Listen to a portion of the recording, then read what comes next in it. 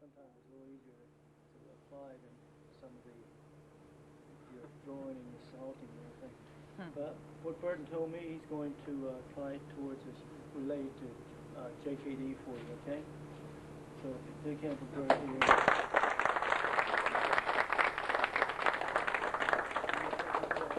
So enjoy, and if I can help be around or anything, I'll be around in and out. Okay? Thank you. So first of all, of course, I'd like to thank Sifu Larry Hartsell for letting me come out here and just for having the camp, because you know it's a lot. Okay, first of all, what I've decided to do is we're going to do it's going to be the C-lot section, but I want to make sure we have it in perspective, right? Because it's very easy to take one art and look at it and go, oh wow, this is it. You know, this is really it. And then go to another art, then you go, wait a second, this is it. Then you train something else, you go, no, this is, the idea is we want to have it integrated into the philosophy of what we're trying to go about. I think philosophy is very important because it gives you an understanding of what you're trying to do in the first place. It gives you the realm of where you want to go and how you want to perform, okay? So first of all, what we're going to do is fit this in, look at where it goes into the JKD concept. Okay? If you want to have a seat, go ahead and feel free, you know, after lunch. Okay. All right. So, first of all, we have to make sure we understand philosophy. And there's a lot of things we can look at under the philosophy. One of the most important things just comes down to honesty. And that's sometimes we say looking for the truth. You'll hear Sifu Hartsell or you hear Sifu Dan saying, Sifu Dan Inosano saying, you know, you got to look for the truth, or you know, look where the truth is. Or if you read in the Tao Jeet Kune Do, a lot of times looking for the truth. So, what does that mean? That means being honest. That means being honest with yourself, and sometimes that's the hardest part, right? Being honest and going, shoot, you know, I'm really not that good at this or whatever. That's hard to do sometimes, especially if you become an instructor in something and you're doing really well, you think you're doing whatever, and you find another area or something else that you know you should do, and you're like, God, I just don't want to even deal with it, right? But you got to be honest and just say, hey, if I'm not good, if I go and work at it right now, in 5 years, I will be good at that. You know, so that's the idea. You don't want to go 10 years later, go, God, if I had started, whatever, you know, 10 years ago, I'd be really good by now. So that's one thing. We want to be honest, okay? Another part of being honest is as we're learning things, we have to evaluate them occasionally. Like, say we have a certain drill or whatever we're doing, or a technique, and we need to sometimes look. Say you learn something and you go, oh, this is good. This is really good, and you really like it. Then later, something else comes up that changes the technology a little bit, and you realize that, oh, you know, that technique was good, but if I add this, maybe I can make it even better. This is very important to be evaluating. And like if you look into Zen philosophy and all, you'll find that they sometimes talk about non-attachment. Non-attachment being that you don't get so attached to one thing, whether it's your car or your girlfriend or a technique in martial arts or whatever it is. You get so attached, that's the only thing you can see. You know, and then you can't see all of this other that may help you and make you a better person, better martial artist, whatever. So we have to say, well, I'm really thankful that I had this technique, whatever it is, for this time because it's really helped me. Now I need to move on and get even better yet. So it's not like that stuff's no good. It's like, okay, really glad we had it. Let's move on. Okay, so honesty is very important.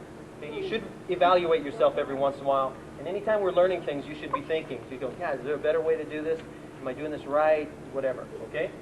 Now, if we want to be good in any endeavor in our life, we should have a goal in that realm, okay? So in the martial arts, in the JKD concept, we should have a goal, what we're trying to achieve first.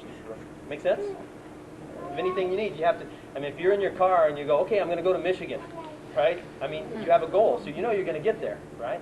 What's the other thing you need to, once you know you want to go to Michigan, then what do you have to do? Have to have a plan to get there, right? You can't just go, okay, I'm going to Michigan, you know, and you're driving, and pretty soon you end up in Florida. You know, you have to have a plan of where you're going to go, okay? Then you got to check it every once in a while, because if you don't check your plan, you may have taken the wrong exit, right? And, you know, so the goal. What do you think? If we just summarize very briefly, concisely, the goal in the JKD concept, it's really to become a complete martial artist. Become a complete martial artist. You notice this camp, what are we doing?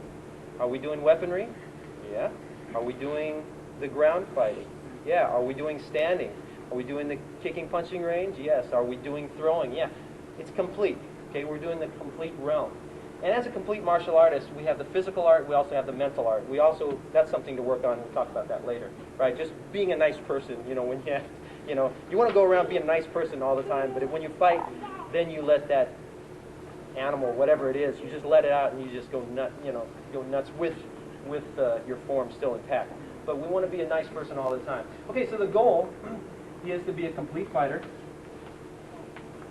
Complete, I'll just put am a complete martial artist, all right? And we're talking about complete martial artists. One thing we have to make sure we understand too, we're talking about performance, okay? Not knowing the drill, not knowing the technique and this, but being able to perform it under pressure. That's the important thing. You know, imagine, we're just like, what we all are here, we're just like Formula One race cars, okay? If we go out and we go into that race, we want to know we have the very best machine available. We want to know that the best technology has gone into that machine. As far as diet, we want to know that the very best fuel is in that machine. And we also want to make sure our crew is the best. In other words, the people we train with, we have the very best trainers. And also we know we're going to go out there and give out a really good performance, okay?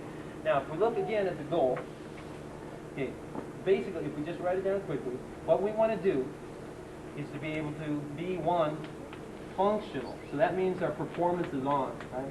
Functional, okay, in all ranges of combat.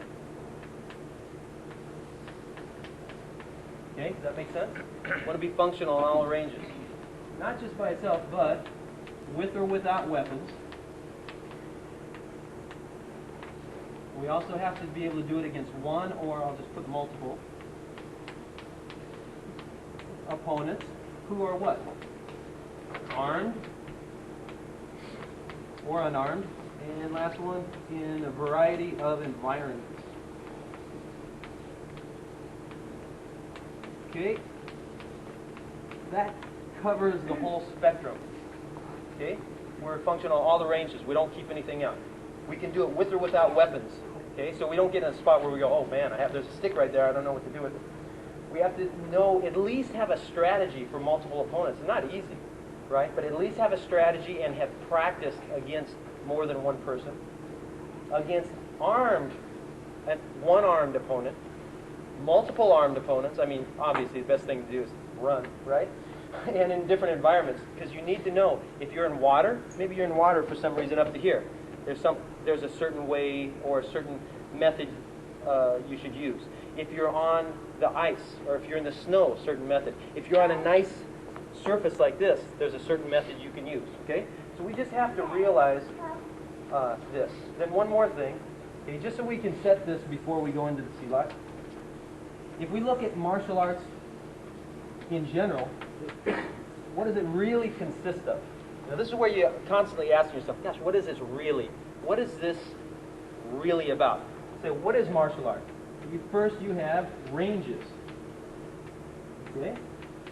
So again, you have all the ranges, and you have to understand it. If you don't understand it, you may be training and totally missing a range or something. So if you understand, then you can check and you go, God, how's my training going? Ranges.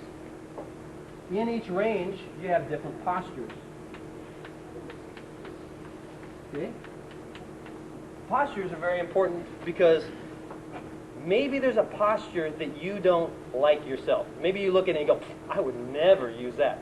But you have to understand it, because if you don't understand it, someone's going to use it against you. For example, there was a time in certain countries where the people, the fighters in that area, they all used spears, and they had some swords and things like that.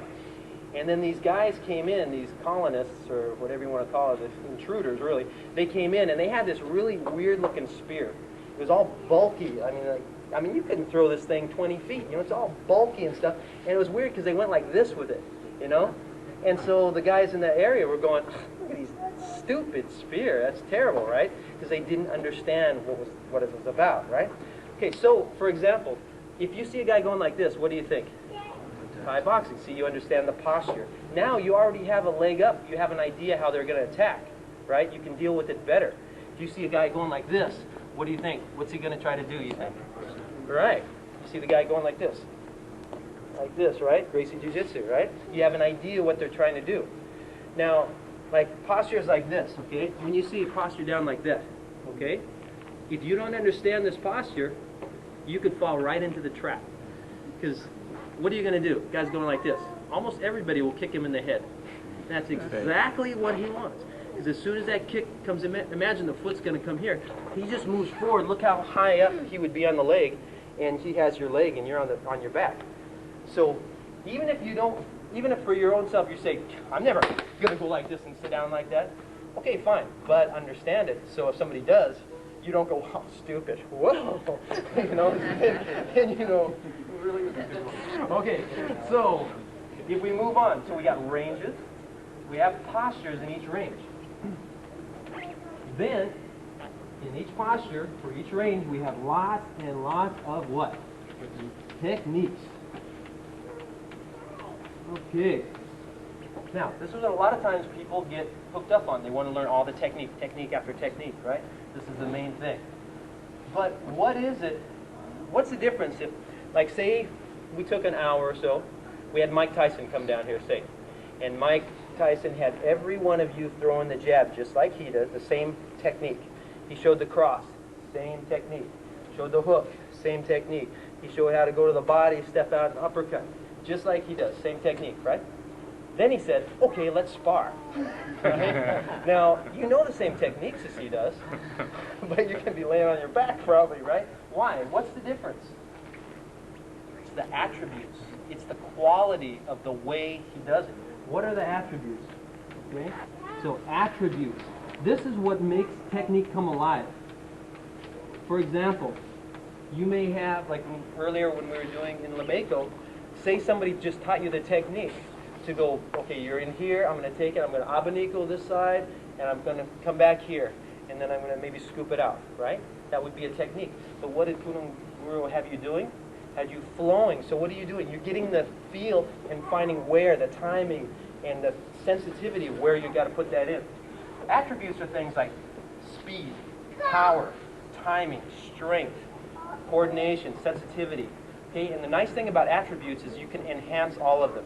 No matter if you're strong, you can get stronger. If you're fast, you can get faster. If you're not fast, you can get faster. So it's really nice that you can enhance these attributes. So the big trick is, how can we enhance our attributes while we practice all the techniques using different postures and all the ranges? This is the big key. What would that be? Those would be training methods. That's how you practice. How you practice is the question. Training, whoops, running out of room. Methods. Okay, training methods. Okay, for example, earlier, Super Hartsells showed you, or last night, showed you how to get into that heel hook, right? Showed the technique, how to slide in, put your leg around, get into the heel hook position, right? What did he have you doing today? Had you starting with the feet on the hips, right? And then one person would step forward, boom, you do it. So that's a training method. So instead of just knowing the technique, he's teaching you how to feel when to do it. Because just knowing it isn't enough. It's when to do it and having the feel to actually doing it. This is the important thing. I mean, you think about it, okay? And again, because I really think they're really good parts of all martial arts, right? And things do have, depends a lot on the person doing it. Why? Because the attributes will be different, because they probably train differently. But it's interesting to look at. In Hong Kong some years ago, they were tired of hearing about how the Thai boxers were like so good in the ring and all that, so guess what they did? They challenged, this group of Kung Fu guys challenged the top Thai boxers in Thailand, okay? Now tell me, in Thai boxing, basically there's boxing, right? Have some elbows, knees, kick, tie-up position, right? And they do have some throws and things like that. So the Chinese guys, or the guys from Hong Kong, they had punches, right? They knew how to throw elbows, they could throw knees, they knew how to kick, and they had a whole bunch of different techniques that they could do also. Guess what happened when they fought? Everyone got knocked out in the first round. Every single guy from Hong Kong got knocked out first round. Okay? So, you know what they said? They said, well, it's because of the boxing gloves. Because they couldn't do their grabs, they couldn't do their eagle strikes, and everything like this, right? So the Thai boxer said, okay, come back next time and you don't have to wear the gloves. We'll wear them, but you don't have to. Okay. So they trained, came back, guess what? Everyone knocked out in the first round again. Why? Yeah, it's the training methods. It's the way they practice. They didn't practice as well as the other. And this is where things will change too. Just like the track and field, the training methods are changing. You know, that's why people are running faster and all. They're finding better ways to practice. Okay? Does that make sense? Okay, so we have ranges, postures, techniques, attributes. Training methods is the key. How do you practice? Okay? Now, range-wise, when we look at pinchak silat, there is kicking, but it's not the preferred thing to do in most of the styles I've trained in. What they prefer is the trapping and standing grappling range, and then some grappling on the ground also, some certain ranges. Okay? So what we're going to do is we're going to go into some of the, I'm not going to really take you through the forms so much, okay? If you want to see it, I can show you on the side, but I'm going to show you some of the techniques. We're going to go there first.